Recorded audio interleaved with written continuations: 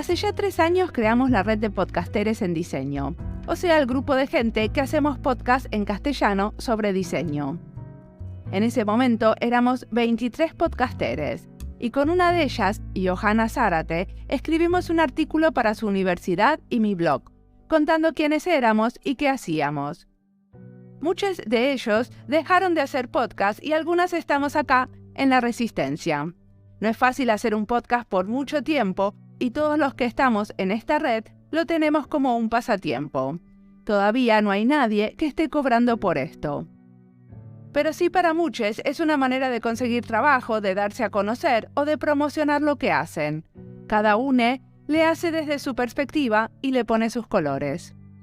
Hoy vamos a charlar con Gemma Gutiérrez. A ella la conozco porque hace Píldoras UX, un podcast sobre diseño de experiencia. Pero charlando con ella salieron muchos puntos en común y proyectos relacionados con la acción social, de esos que me gusta documentar acá. Gemma Gutiérrez es una educadora y diseñadora especializada en diseño de experiencia. En esta charla hablamos de cómo fue su pasaje de diseñadora visual al de diseñadora de experiencia, del aprendizaje de pares, de un software para identificar el bullying o acoso y de la educación informal en diseño de experiencia. Mi nombre es Mariana Salgado, esto es Diseño y Diáspora.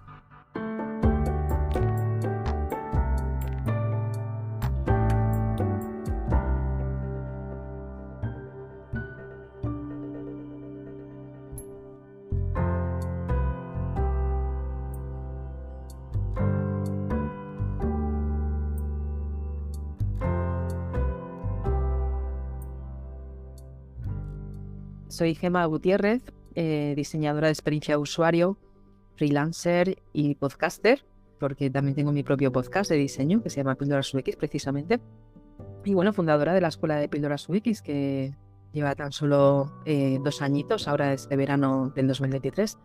2 años. Yo todo el tiempo pensaba que estabas hace un montón, porque cuando armamos la red de podcasteros, ¿no tenías ya la escuela? El podcast sí. Sí. No, la escuela no, el podcast sí.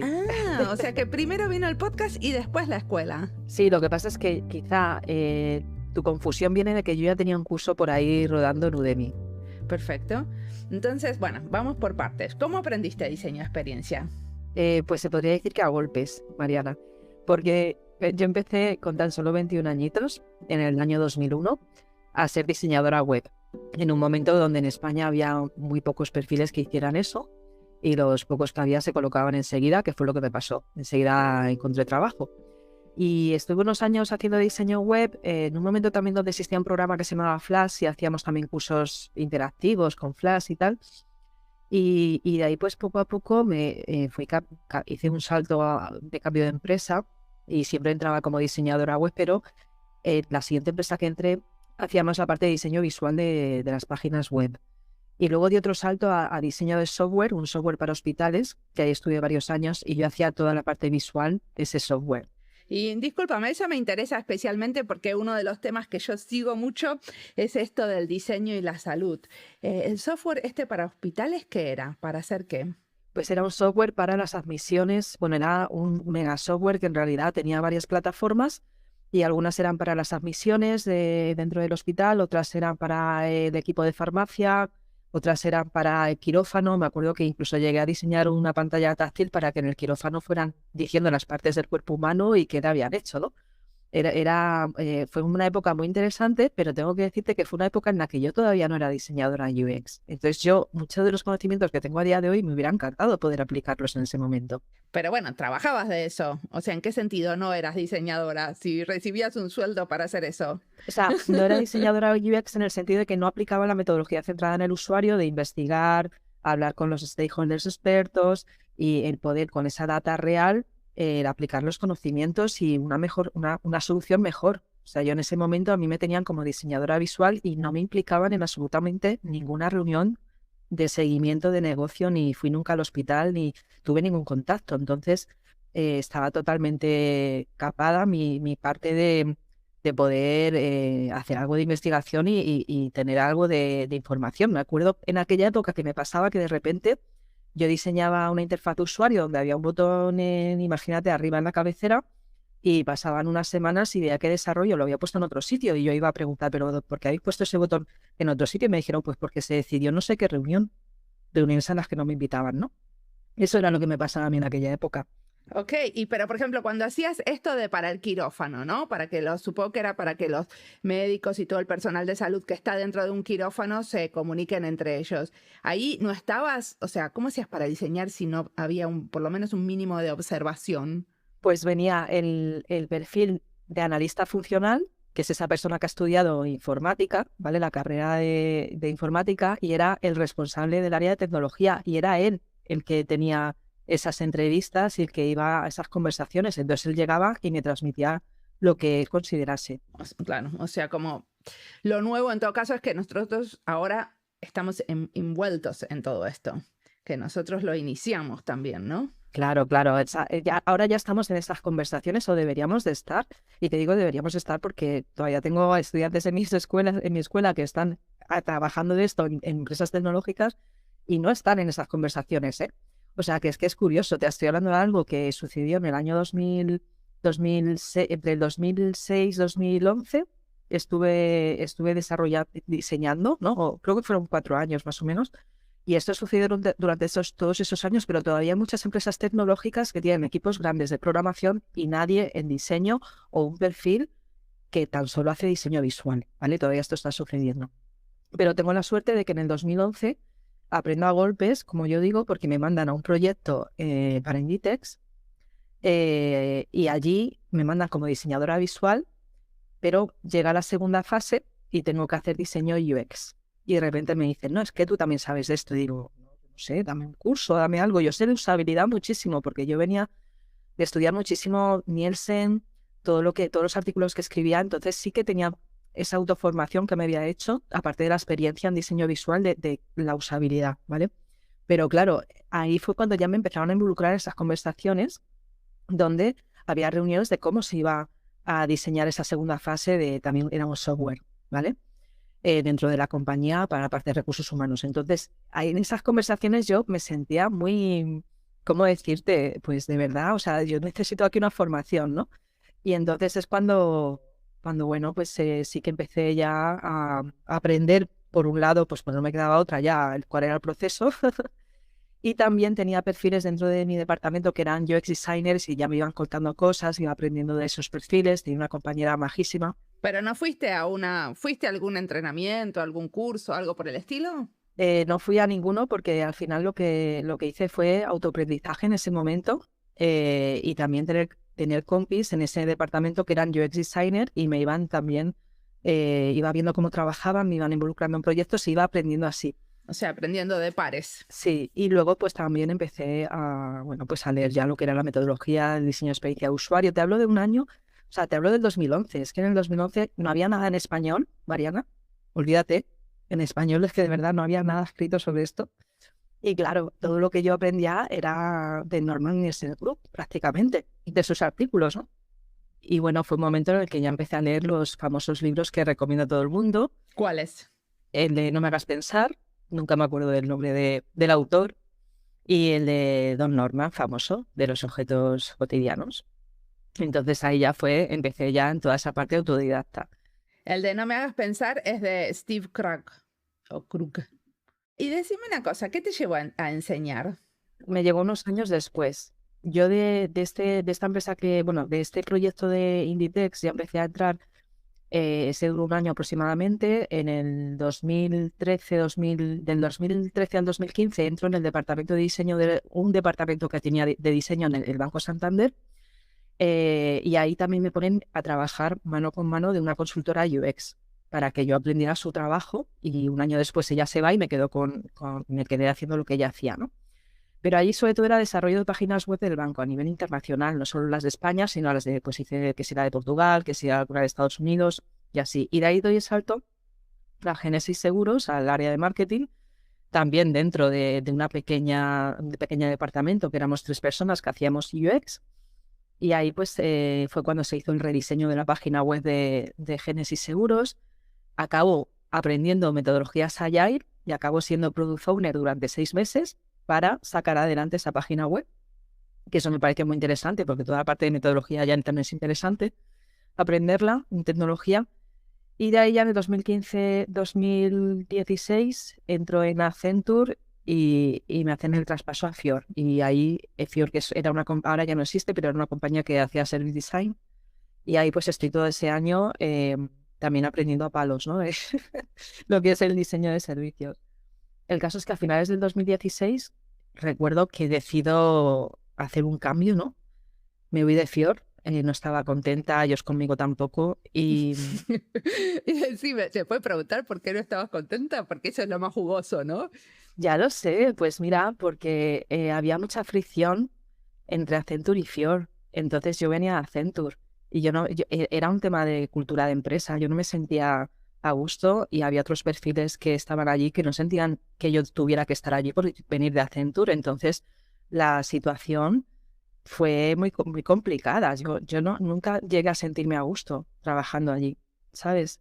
Entonces, cuando decido salir, recuerdo que digo, bueno, pues me voy de un tiempo sabático, pero era un momento en el que a mí me interesaba mucho la robótica y la inteligencia artificial. Hablo de finales del 2016. Entonces voy a una feria de robótica y allí acabo conociendo a un emprendedor que estaba haciendo un trabajo que tenía ya el equipo montado de programación y estaba haciendo una herramienta digital para detectar el bullying en las escuelas.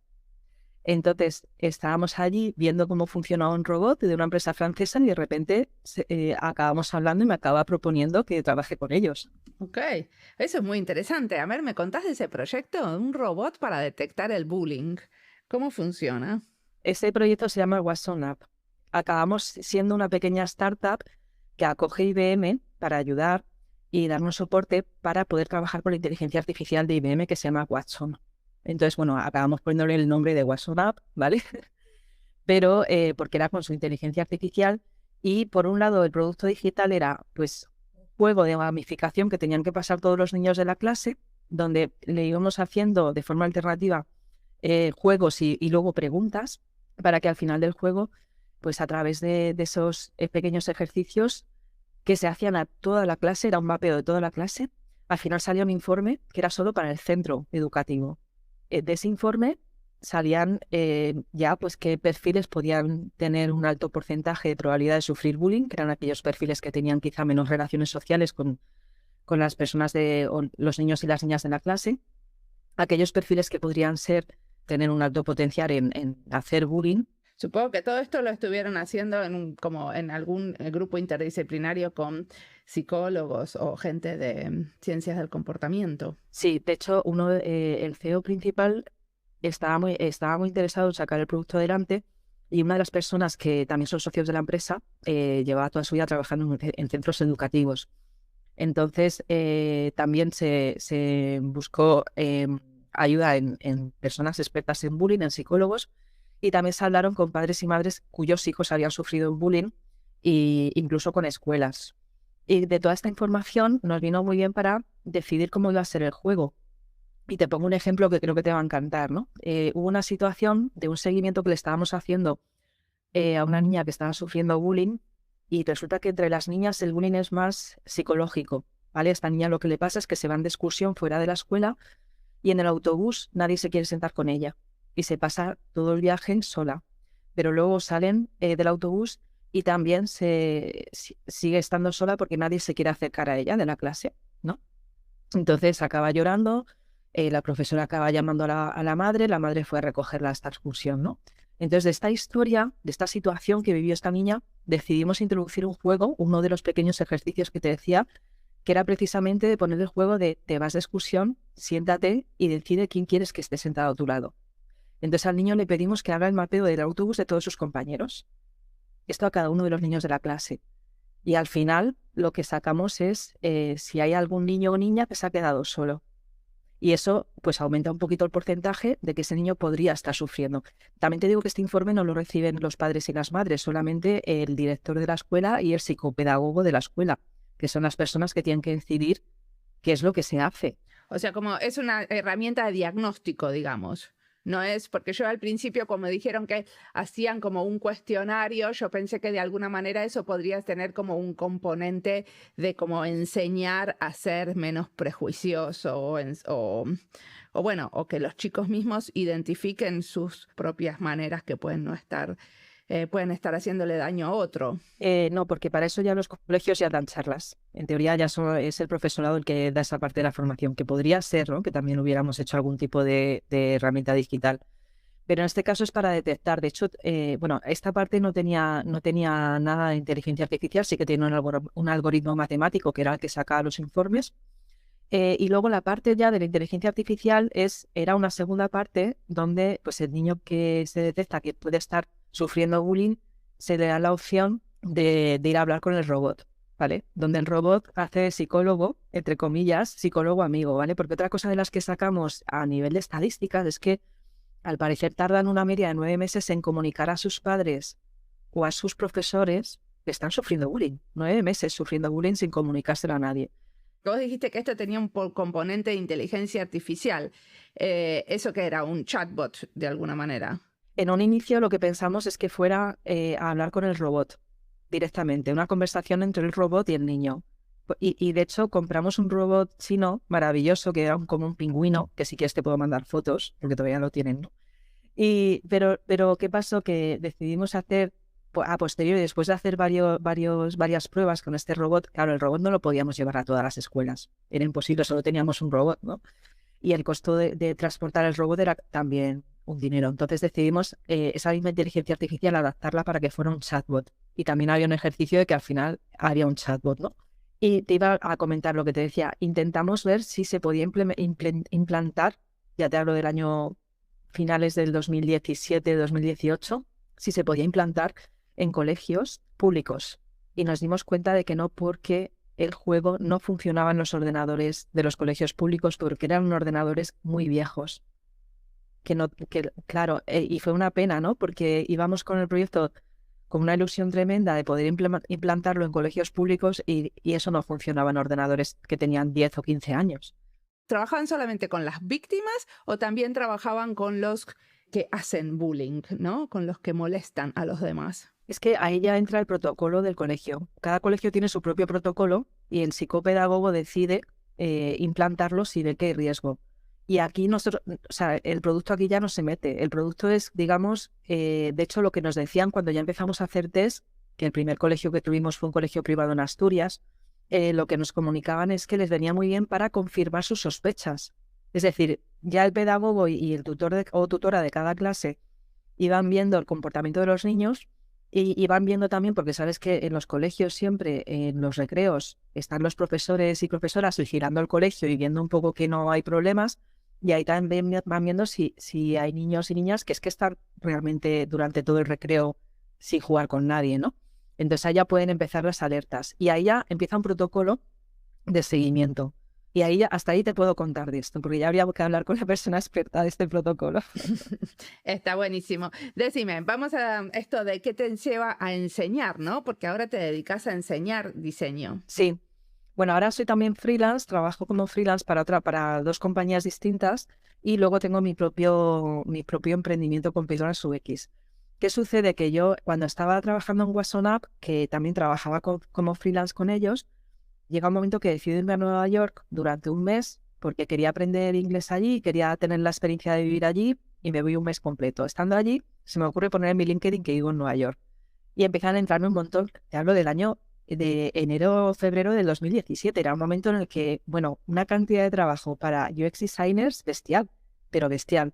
Si ya pasaba en España, imagínate en Estados Unidos, ¿no? Y me empiezan a llegar un montón de correos, pues igual todos los días me llegaba por LinkedIn un mensaje de, oye, que hemos visto tu perfil, todo eso porque había puesto que vivía en Nueva York. En cuanto les decía que no tenían la visa, ya no querían saber nada de mí. Pero es un momento también en el que me llega un mensaje de alguien de marketing de Udemy, de alguien del equipo de marketing de México de Udemy, y me dice que tenían un curso de UX Design, de diseño UX, que había funcionado muy bien en inglés y que lo querían hacer en español. Y me ofrecen el hacerlo, entonces hacerlo yo, ¿vale? Hablo con la persona que se pone en contacto conmigo y claro, ya me cuentan todo esto cómo funciona Udemy, que es que no me iban a pagar un duro. Realmente tú como creadora haces tu curso, lo grabas todo y lo subes a la plataforma y a partir de ahí pues te quedas con un porcentaje de venta, ¿no? Pero bueno, a mí me parece interesante porque además te digo, Mariana, era un momento en el que estudiar mi carrera, el trabajo de UX Designer, creo que estaban en torno a 5.000 euros hacia arriba, ¿no? Y todavía siguen estando algunas escuelas, ¿no? Pero que era muy caro, no todo el mundo se lo podía permitir. Entonces, yo que vengo precisamente de vivir en una familia que no se podía permitir estos colegios privados, ni estancias en el extranjero, ni nada de esto, yo digo, pues voy a hacerlo porque voy a ayudar a un montón de gente, ¿no? Pero Udemy hay que pagar para participar. Sí, pero 10 euros. Eso es casi regalarlo, ¿sabes? Muchas veces ponen igual, el curso cuesta 50, pero está de oferta a 20 o a 10, ¿sabes? Entonces, nada, tardo un año en hacerlo. Esto fue en 2017, yo hasta finales del 2017 o inicios del 2018 no lo publiqué. Y ahí ya es cuando surge el tema de que como yo ya era freelance en el 2017, me di cuenta que empiezo a ir a reuniones de emprendedoras, ¿no? Me acuerdo que fui a una reunión que convocó una emprendedora aquí en Madrid, porque era el Día de la Mujer Emprendedora, que era en noviembre. Y me acuerdo que fui al evento y ahí conocí a una experta en marketing que me dijo, Gemma, le estuve contando todo esto y me dijo, no, pero ¿qué estás haciendo? Tienes que crear una marca.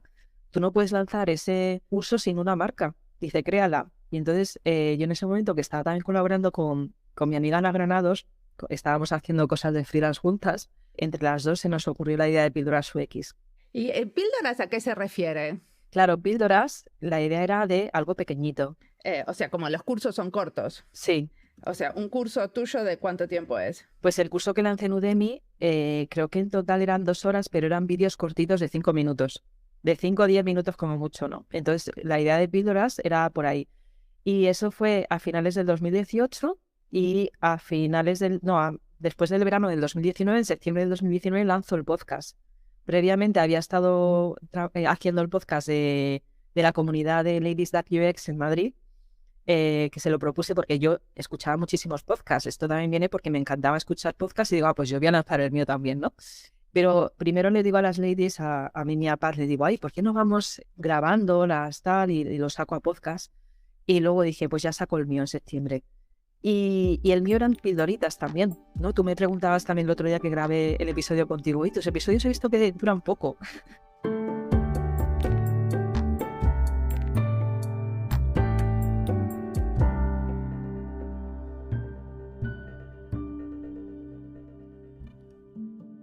Esta entrevista es parte de las listas Podcasteres de Diseño, España y Diseño, Diseño UX, Educación y Diseño, Educación en Diseño. ¿Saben cuál es la diferencia entre la lista Educación en Diseño y Educación y Diseño? En la de Educación en Diseño es la que compilo a educadores. La gran mayoría son educadores que trabajan en universidades enseñando diseño. Y también hay otros que enseñan diseño a niñes o trabajan como Gema en la educación informal, dando cursos, talleres o creando eventos. La lista de Educación y Diseño son los episodios en los que hablamos con gente que se dedica a la educación. En este caso hablamos del acoso, que es un fenómeno que sucede dentro de la escuela. Cuando hablamos de cómo los diseñadores contribuyen a la educación primaria o secundaria o a la educación musical, por ejemplo, esos episodios los agrego a la lista Educación y Diseño. Ahí exploramos cómo el diseño contribuye a la educación, pero no tiene por qué ser educación en diseño. Espero que sea claro. Ahora sí, escuchamos a Gema, que tiene mucho para contarnos.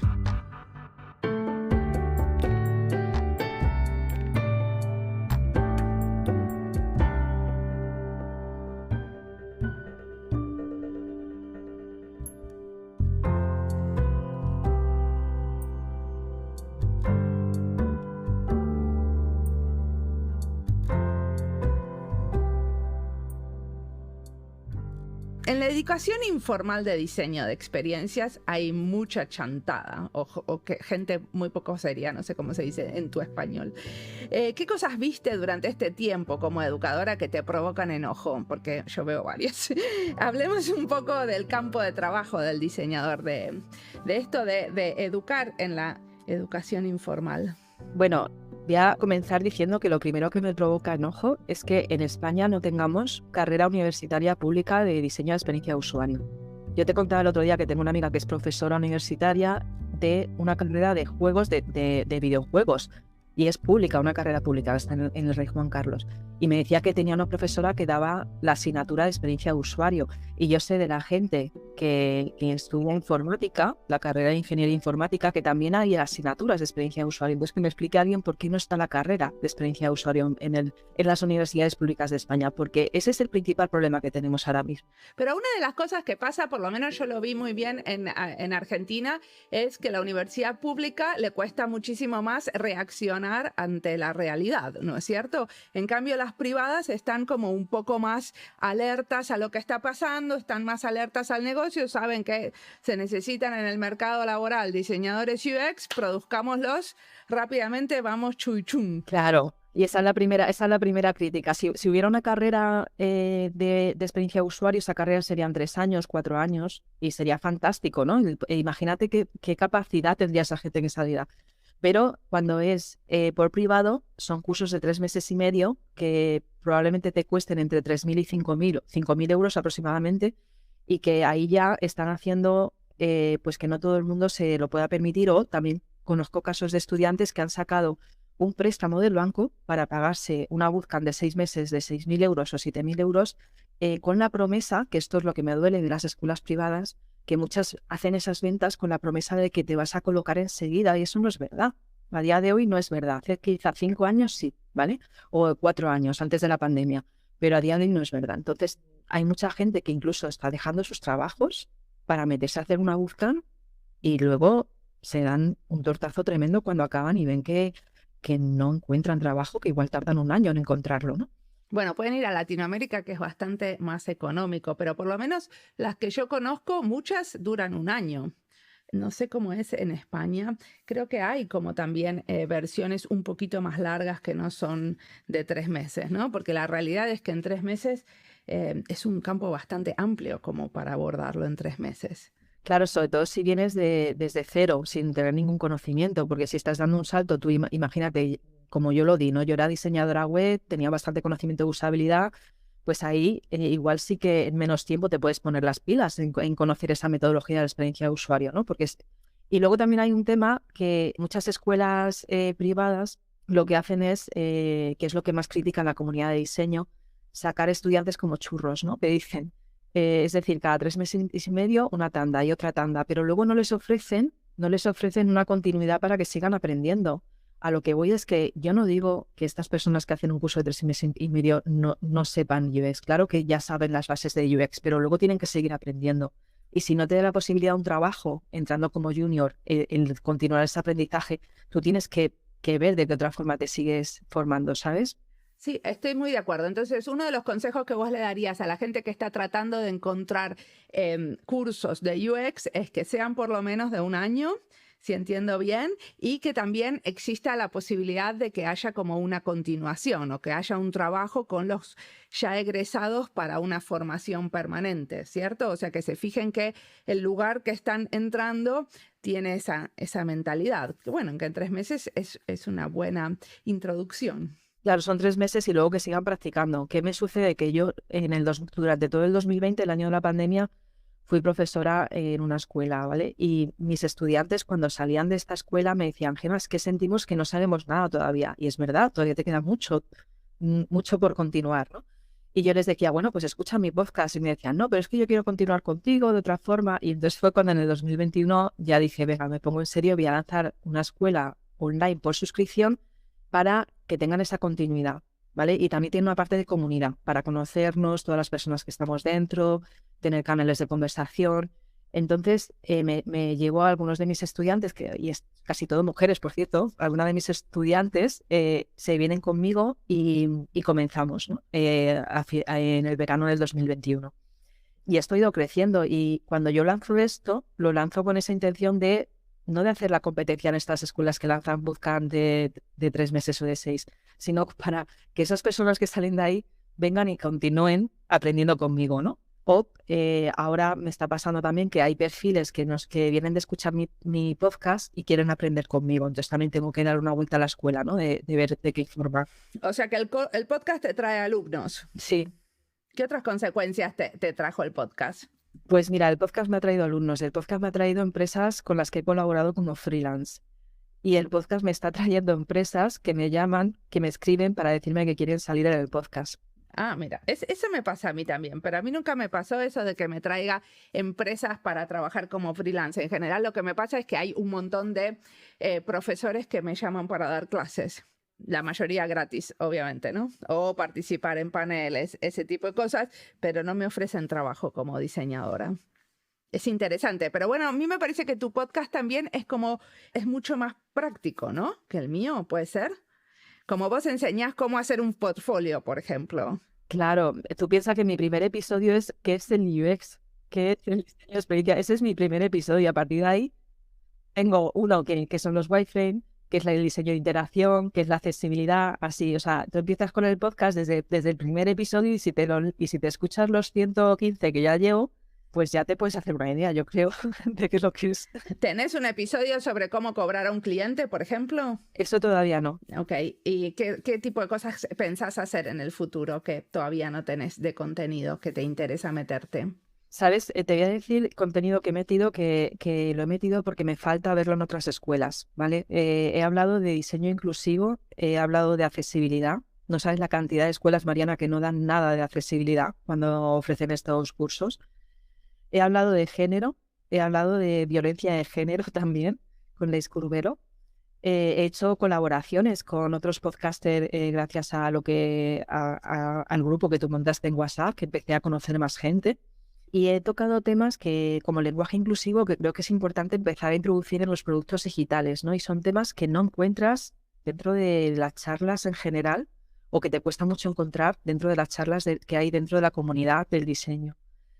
Entonces, todo esto lo estoy trayendo. Ahora que me interesa también dar visibilidad a empresas que están sacando productos digitales que ayudan a la sociedad. O sea que le vas a dar un giro más social. Esa es mi intención. El podcast que sea un giro más de ayudar a la sociedad y primero entender en qué sociedad estamos para luego ver cómo la ayudas, ¿no? Porque, ¿por qué por qué tenemos que usar lenguaje inclusivo? Eso hay que explicárselo a mucha gente, ¿no?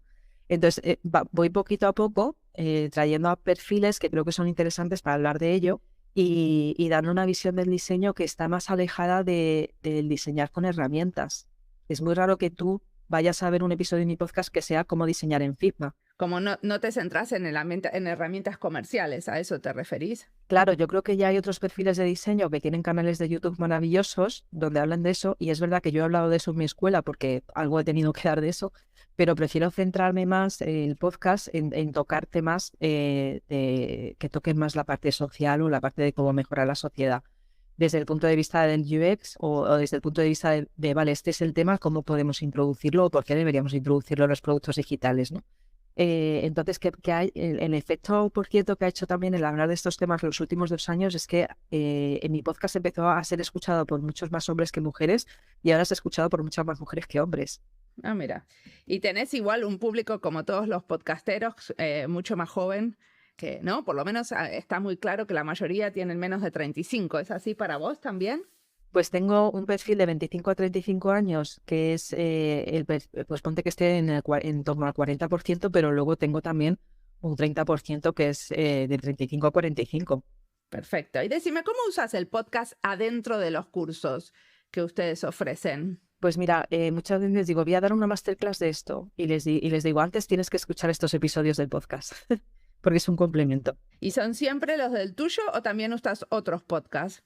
Pues mira, por ahora me estoy centrando, como tengo 100 y pico episodios, me estoy centrando mucho en el mío, pero es verdad que si toco en una masterclass un tema que igual no he tocado en el podcast, voy a buscar otros podcasts o otros contenidos o artículos que creo que son complementarios, porque la parte de dar otros recursos me parece muy importante. Cuando quieras preguntarme qué tengo de tal cosa, me encantaría saber qué estás buscando.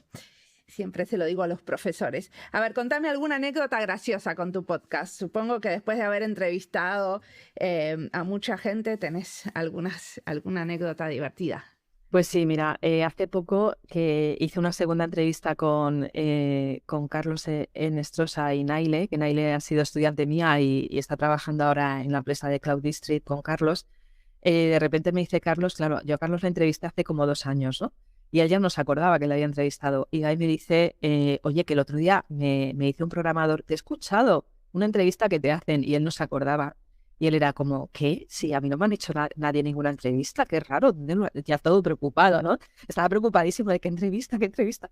Y de repente le dicen, Píldoras UX. Y por un lado se sorprendió, dijo, ay, es verdad, ya no me acordaba. Y por otro lado dijo, pero tú estás escuchando el Píldoras UX porque era un programador, no era nadie de diseño de su equipo. Dijo, sí, yo escucho. Claro, tengo perfiles de desarrollo que escuchan el podcast porque quieren tener conocimientos de UX, porque viene bien para tu trabajo también. Perfecto. Y decime, ¿cómo te parece que va a evolucionar la educación informal del diseño de experiencia en el futuro? Pues mira, por un lado espero que se diversifique más en el sentido de que estas escuelas no se centren tanto en vender estos máster y bootcamp, sino que empiecen a sacar otro tipo de cursos complementarios para que esas personas que salen puedan continuar formándose, cursos quizá más específicos, de menos duración, pero que diversifique un poco más y que le hagan profundizar más en temas, porque cuando tú sales de una bootcamp tienes la cabeza hecha un lío de toda la información que te han dado en tan poco tiempo. Y por otro lado, creo que cada vez vamos a ver más perfiles como el mío, en el sentido de que se lanzan a crear sus propias escuelas, ¿no? Hace poco tengo a Dani Solana, que ha creado The Behavioral School, ¿no? Su propia escuela, y es un diseñador experto en temas de comportamiento, psicología del usuario, ¿no? Entonces, esto lo vamos a ver cada vez más. Y también perfiles de diseño que quizás son freelance como yo y trabajando su marca personal, también la trabajan a través de dar clase, ¿no? Es el caso de Raúl Marín, que también es freelance y da clases, no tiene su propia escuela, está dando clases para otra escuela, pero la gente le sigue a él. Tengo estudiantes que me han dicho, por favor, entrevístale. Y yo le llamé y le dije, ¿vale? Entonces, y yo sé que le siguen a él porque me lo dicen. Ahora ha hecho un cambio de escuela y dentro de mi comunidad dicen, pues ahora has ido hasta otra escuela. Entonces te vas dando cuenta cómo las personas que están estudiando o no necesariamente que están estudiando UX, que es que ya son UX designers y quieren seguir aprendiendo, pues empiezan a seguir a determinados perfiles que están ofreciendo una buena formación, ¿no? Que es el caso de Raúl. Entonces esto cada vez lo vamos a ver más, yo creo. Muy bien. Y decime, vos participás en varias redes, ¿no? Participás en esta red que tenemos de podcasteres y también nombraste las ladies, ¿cómo se llaman? DAC UX. ¿Y por qué vale la pena ponerle ganas a estas redes profesionales? Bueno, por un lado, todo lo que sea ir a eventos de diseño merece la pena, ¿vale? Y aquí ya doy otro consejo. Quien esté buscando ahora mismo trabajo en lo nuestro, que no se dedique solo a echar currículums, por favor, que se mueva un poco, que vaya a cualquier tipo de charla, sobre todo si son presenciales, que ya están volviendo después de esta pandemia que hemos pasado, y empiece a hacer esos nexos y lazos de unión, porque muchas veces tú encuentras un trabajo porque alguien te recomienda, ¿vale? Y entonces consigues esa primera entrevista, que igual luego no la pasas, ¿no? Pero consigues esa primera entrevista. Entonces, yo estoy en esta comunidad desde hace varios años. Yo allí conocí, por ejemplo, a Ana Granados, con la que acabé trabajando, ¿vale? En Ladies. Entonces, bueno, hay muchas otras comunidades. Por ejemplo, está la comunidad de amistades de Figma. Y también tengo varios estudiantes que van a las charlas y encuentros presenciales que dan, que igual es una vez al mes, como Ladies, que es una vez al mes, y van a estos encuentros. Y vale que son una herramienta, pero hay mucho ahí también. O sea, hay una comunidad de Figma que comparten muchísima información. Entonces, todo lo que sean eventos de diseño, yo recomiendo que vayan. No quedarte solo en leer los libros, ¿vale? No, y escuchar podcast, obviamente. Decime una cosa, ¿qué te inspira hoy en día? ¿Qué estás mirando, escuchando, leyendo que quisieras recomendar? Yo estoy muy obsesionada, por así decirlo, aparte de la importancia del lenguaje inclusivo, ¿vale? Estoy también como muy con la idea de aprender más de negocio, ¿vale? Aprender más de la parte de negocio de los productos digitales. Entonces, ¿qué pasa? Que he empezado a seguir a gente que hablan de producto digital, que hablan a veces de diseño de producto digital y otras veces hablan más de la parte de negocio y dan consejos muy interesantes. Entonces, me he suscrito a varias newsletters y ahí os recomiendo que os suscribáis también, no solo escuchar podcasts, es suscribiros a newsletter. Perfecto. Decime, ¿qué newsletters está suscripta que les recomendás? Estoy en una que es en inglés, que es de Liz Tanin, que cuenta temas muy interesantes. Estoy también en la de Vitaly Friedman, que por cierto hay que seguirle en LinkedIn porque este hombre es una joya todo lo que publica. En LinkedIn también puedes seguir a la gente y es bastante interesante. Estoy en la newsletter de Lenis, que habla también de producto digital. Tiene una newsletter de pago y otra gratuita. Y luego también sigo a varias personas que he entrevistado, por ejemplo la newsletter de Iván Leal, que últimamente voy a decirle a ver si publica más, que últimamente creo que está publicando una vez cada 15 días o cada 3 semanas. Y bueno, yo tengo mi propia newsletter también para que le pueda interesar. Y leo otras también, y lo digo, leo otras que no tienen nada que ver con diseño. ¿Sobre qué, por ejemplo? Por ejemplo, leo una que va sobre cabañas, el Club de la Cabaña se llama, y ella siempre pues publica, habla de distintas cabañas que hay en distintas partes del mundo, te recomienda una playlist de música que puedes escuchar, y bueno, pues como curiosidad pues me gusta esa, o también de algún que otro perfil que se dedica al email marketing, porque tú piensas que yo soy emprendedora también, entonces también estoy aprendiendo temas de email marketing, ¿no? ¿Y qué le aconsejas a la Gema que recién empieza y es joven y está dando sus primeros pasitos en el UX? Pues es que la Gema que comenzó, si estuviera a día de hoy, el entorno y la experiencia sería totalmente distinta. Quiero decir, si yo volviera a donde comencé, pues le diría, sigue haciendo lo que estás haciendo, que lo estás haciendo bien. Este es el camino, ¿vale? Pero si esa misma Gema estuviera a día de hoy, pues igual le recomendaría otras cosas. Le recomendaría que empezara a moverse más de otra manera, o que leyera unos libros que en esa época quizá no estaban, que escuchara podcasts, pero en aquella época no existían esos podcasts que existen ahora, ¿no? Y bueno, pues sobre todo, y lo más importante, Mariana, y no sé si piensas igual que yo aquí, es que no pierdas nunca esa curiosidad por aprender, porque es eso lo que te va a mantener viva en la profesión y la base de todo. En el momento que tú ya no tengas ganas de aprender cosas nuevas, es mejor que busques otra profesión. Perfecto. Muchísimas gracias por la entrevista.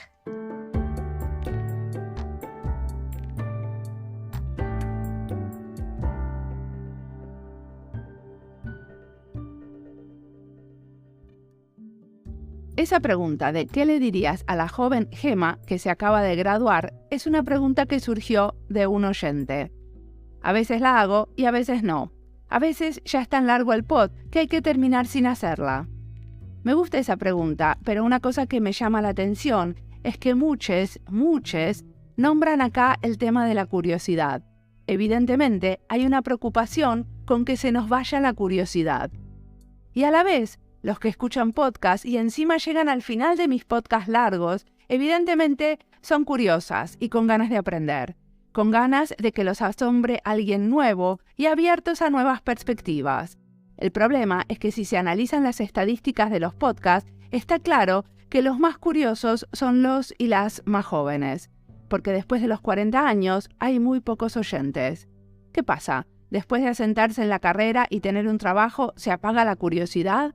¿O es que tenemos menos tiempo porque hay que cuidar a la familia u otras cosas?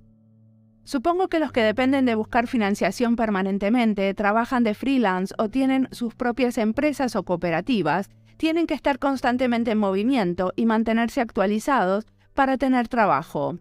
No es solo saber lo que hacen los demás, sino también actualizar el vocabulario y los temas de interés en nuestra profesión. Otra gran razón para mantener la curiosidad es la motivación. Creo que si dejamos de ser curiosas de lo que pasa en el diseño, a la vez se nos van las ganas de diseñar. Escuchando a otros, entendemos mejor la originalidad de lo que hacemos y dónde nos estamos repitiendo, o con quién tenemos maneras de trabajar parecidas. Ser curiosa me hace mantener la chispa y las ganas, me salpica de nuevas ideas y me pellizca a darles un empujón para concretarlas. Como siempre, la música del podcast es de Antonio Zimmerman, el diseño de sonido es de Julián Pereira. Este podcast está publicado con licencia creativa común con atribuciones. Esto fue Diseño y Diáspora. Pueden seguirnos en nuestras redes sociales en YouTube, Instagram, LinkedIn y Twitter o visitar nuestra página web diseñoydiaspora.org. No olviden recomendarnos. Nos escuchamos en la próxima.